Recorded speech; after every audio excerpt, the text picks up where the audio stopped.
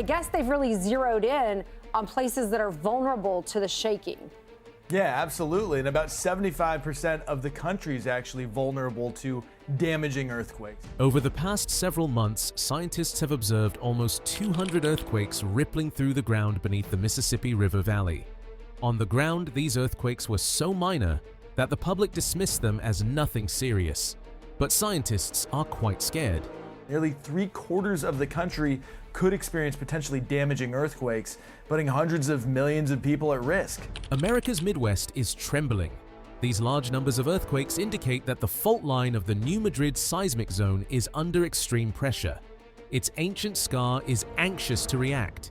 This structural weakness once tried to split apart continents, and now it is feeling pressure again, getting ready to awaken from its slumber.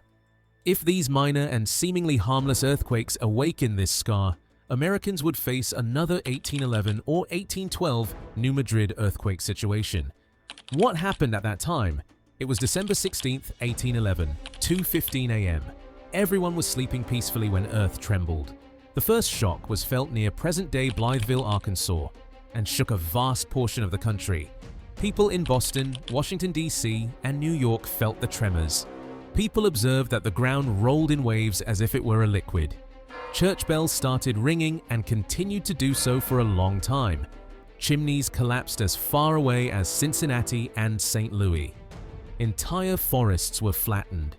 The Mississippi River started flowing backwards.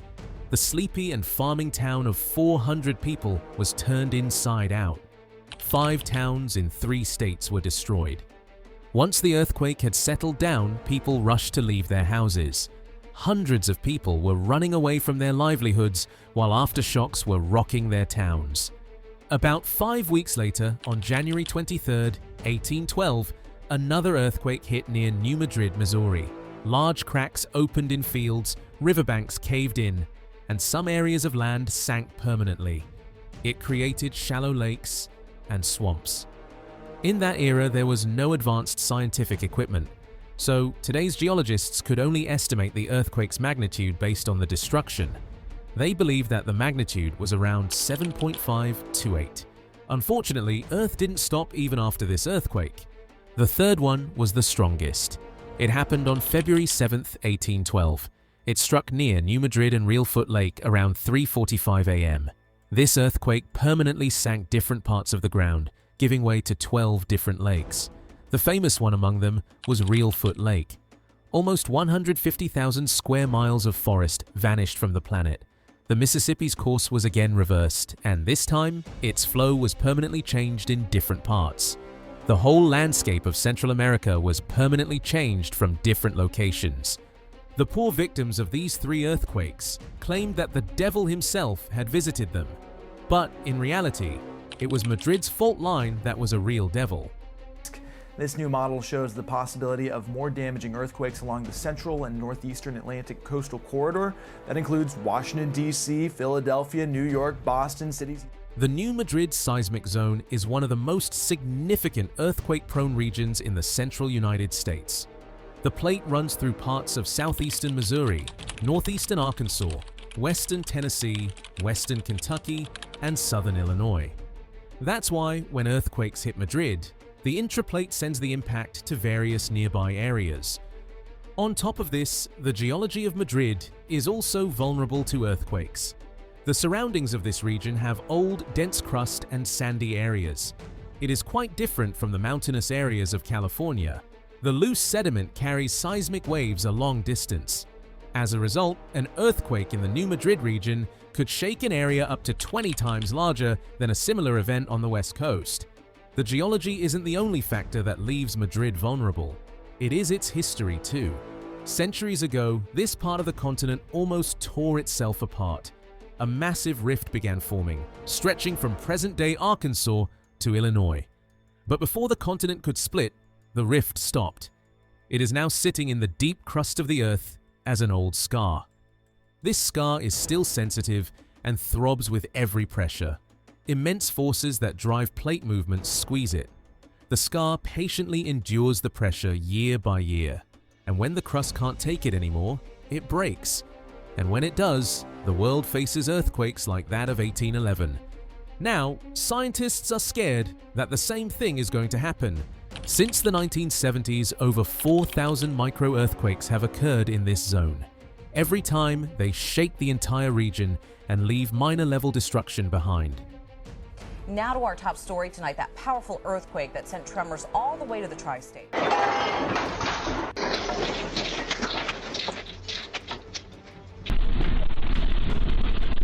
Advanced sensors, satellite imagery, and LAR technology show that these micro-earthquakes are causing new cracks in the crust.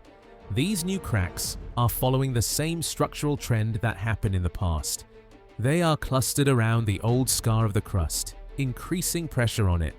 This continuity of tectonic stress transfer is telling scientists that another major earthquake is on its way. The magnitude 8 earthquake could hit Madrid at any moment now. All new at 10, scientists say it's a matter of when, not if, there will be a major earthquake in the new Madrid seismic zone. But the question here is, are we prepared? Scientists are scared that we are not. In 1811, Madrid was a farmland area with almost 400 people. They were simple people living a simple life, so the death toll and destruction weren't much in that era. But now, today's Madrid is an industrial area. The Mississippi River Valley and surrounding regions host major urban centers like St. Louis and Memphis.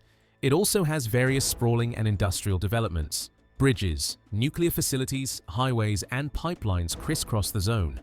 And, unfortunately, most of them are not created to endure severe earthquakes. This is the first national seismic hazard model to include all 50 states. It also used new tools and technology which helped identify nearly 500 additional faults in the U.S. that could produce a damaging quake. FEMA's national simulation has told the public what would happen if an earthquake of 8 magnitude hits Madrid today. Within a night, the whole heart of America would change.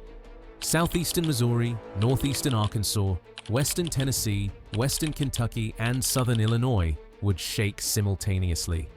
Within seconds, downtown Memphis would be destroyed. The soft ground of Madrid would amplify damage in low-lying neighborhoods and along river valleys. Roads, bridges, the metro, electrical substations, water mains and gas lines would see outages and damage. Broken water or gas pipes could cause fires or secondary hazards. Brick buildings could collapse and cell networks would fail. Power grids can fail across multiple states. Hospitals will overflow. Ambulances will face blocked roads. Electricity will be out for days or weeks. Mud volcanoes could burst from the ground. Experts estimated that more than 80,000 people could be killed. More than 2 million would be homeless. America would face a $30 billion loss. With all of this, America's artery, the Mississippi, would suffer. When bridges would fall and fuel lines would rupture in this area, half of the country would face supply chain issues. Food, fuel, and cargo would stand in the Mississippi, while the whole of America would face trade issues. In short, the worst fear of scientists here is that we are not prepared. Their scientific knowledge told them that this region would face catastrophic earthquakes every 500 to 1,000 years. They are unavoidable. Though the last catastrophic earthquake happened only 200 years ago, the recent data is telling them that a new earthquake could hit them at any moment. So, with the help of engineers, they have created a national seismic hazard model. This model is for engineers and for building codes, right? So we want to build our buildings and infrastructure stronger for basically so that they withstand the next damaging earthquake. Scientists are urging constructors to make new buildings according to this special seismic model. This model aims to protect infrastructure whenever severe earthquakes hit this area again. For future updates, subscribe to our channel. Thank you.